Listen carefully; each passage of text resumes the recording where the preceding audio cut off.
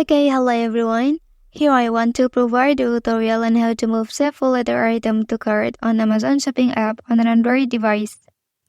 Okay, let's go to the tutorial. First thing first, go ahead and open Amazon application on your device. Okay, after that, here you can click cart icon at the bottom. And then to find the save full letter items, you can scroll down like this.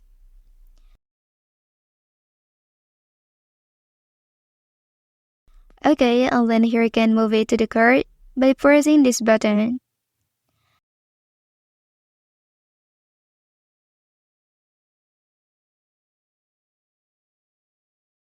Okay, that's the tutorial on how to move save full letter item to the cart on Amazon Shopping app on an Android device.